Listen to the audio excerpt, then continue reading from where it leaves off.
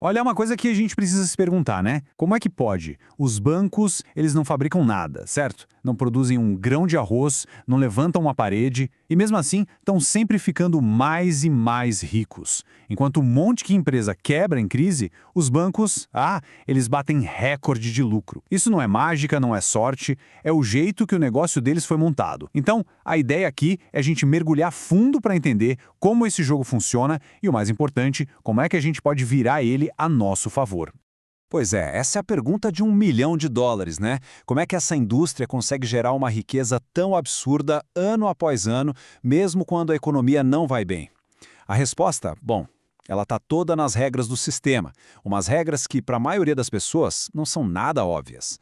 Então vamos lá. Para a gente ter alguma chance de vencer um jogo, o primeiro passo é entender as regras. A lógica aqui é bem simples, na verdade. A gente vai desvendar o modelo de negócio dos bancos para poder usar essas mesmas regras a nosso favor. Chega de ser só uma peça nesse tabuleiro, né? E o coração de tudo, o pulo do gato, tá aqui, no tal do spread bancário. É aqui que a mágica acontece. Para eles, claro. Pensa comigo, quando alguém deixa o dinheiro rendendo no banco, recebe, sei lá, 10% ao ano, mas se essa mesma pessoa precisar de um empréstimo, o banco vai cobrar 7% ao mês. Essa diferença gigantesca é o motor que alimenta o sistema inteiro. O jeito mais fácil de botar isso na cabeça é o seguinte: bancos alugam dinheiro. Simples assim. Eles pegam emprestado baratinho de quem tem de sobra e alugam muito, mas muito caro para quem está precisando. É, sem dúvida, um dos negócios de aluguel mais lucrativos que existem no mundo. Ok, agora que a gente entendeu a base, vamos aprofundar um pouco. O banco não trata todo mundo igual. Existem umas regras meio escondidas, sabe? Um tipo de pontuação interna que define quem é o cliente dos sonhos para eles. E a resposta? Bom, ela pode ser bem surpreendente. E aqui vem a verdade que dói um pouco. O sistema bancário, na sua essência, não foi feito para servir quem já tem dinheiro. Ele foi projetado, pensado, para extrair o máximo de lucro de quem vive no limite, de quem não tem uma rede de segurança. A fragilidade financeira das pessoas é o que abastece essa máquina. E aqui a gente vê o retrato perfeito. A divisão fica muito clara. De um lado está o cliente que o banco olha, ama de paixão. É aquela pessoa que vive no 0 a 0, parcela absolutamente tudo, usa o limite do cheque especial, entra no rotativo do cartão, enfim, paga juros altíssimos e alimenta a máquina. Agora, do outro lado, está o cliente que, para o banco, é o cliente ruim. É quem tem uma reserva, paga tudo à vista, ignora aquele crédito pré-aprovado que fica piscando no app e, o principal, não paga juros.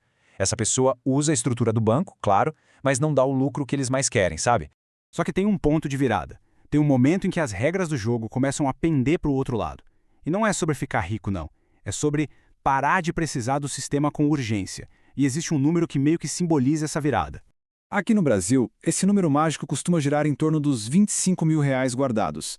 Esse é o valor que começa a dar poder de escolha, o valor que muda de forma fundamental a relação que uma pessoa tem com o dinheiro, e claro, com os bancos.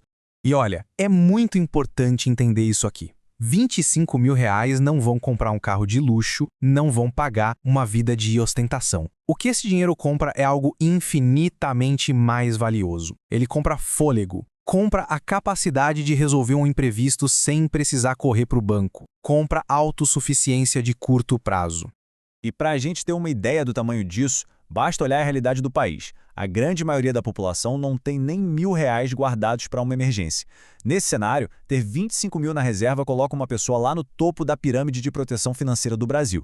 Mesmo que o estilo de vida continue exatamente o mesmo. O impacto não é sobre o que se mostra, é sobre a estrutura que se tem. Certo, então quais são os superpoderes, digamos assim, que essa reserva destrava? As vantagens vão muito além de só ter o dinheiro na conta. Elas mudam o jeito como a gente interage com o mundo. Pensa nessa situação super comum. Na hora de comprar alguma coisa, aparecem as duas opções. Quem não tem reserva não tem escolha, vai parcelar. É a única alternativa. Agora, quem tem a reserva pode escolher o desconto à vista. E esse desconto, na maioria das vezes, é exatamente o lucro que o banco teria com o juro embutido no parcelamento. Ou seja, ao pagar à vista, a pessoa tira o dinheiro da mesa do banco e bota no próprio bolso. Agora, multiplica essa pequena escolha por tudo. Supermercado, IPVA, IPTU, a troca de um eletrônico, ao longo de um ano inteiro. A conclusão é simples, mas é muito poderosa. Quem tem uma reserva financeira, na prática, vive uma vida mais barata. E os benefícios são totalmente estratégicos. Ganha-se o poder de negociar melhor porque não existe desespero.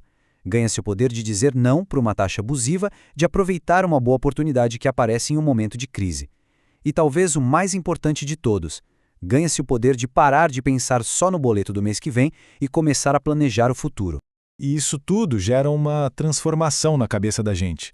Viver sem nenhuma reserva mantém o cérebro num estado de alerta o tempo todo, sabe?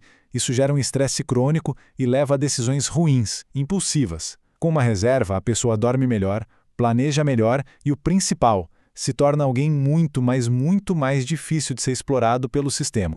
Vamos então para a parte final para consolidar essa ideia. Alcançar esse nível de segurança não é só uma mudança nas finanças. É uma mudança de identidade. A pessoa literalmente deixa de ser um refém do sistema e se transforma num jogador estratégico.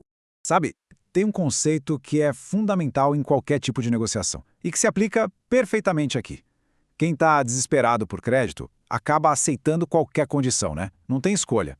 Mas quem tem uma reserva, tem uma carta na manga, tem o poder de olhar para a proposta e simplesmente levantar da mesa, dizer não, obrigado, para mim não dá. E é esse poder de ir embora, de dizer não, que mais assusta o sistema. E aqui está a grande virada de chave mental. O objetivo deixa de ser ter um score de crédito altíssimo ou ser melhor amigo do gerente do banco. O objetivo passa a ser construir a própria solidez, a própria independência. A gente para de buscar a aprovação deles e foca na nossa própria segurança. E para fechar, vamos ficar com essa reflexão. O verdadeiro medo do sistema bancário não é que os clientes fiquem ricos. Pelo contrário, clientes ricos podem ser ótimos para investir. O maior risco, a verdadeira ameaça ao modelo de negócio deles, é que as pessoas se tornem independentes. Porque quem aprende a jogar esse jogo raramente volta a ser um refém.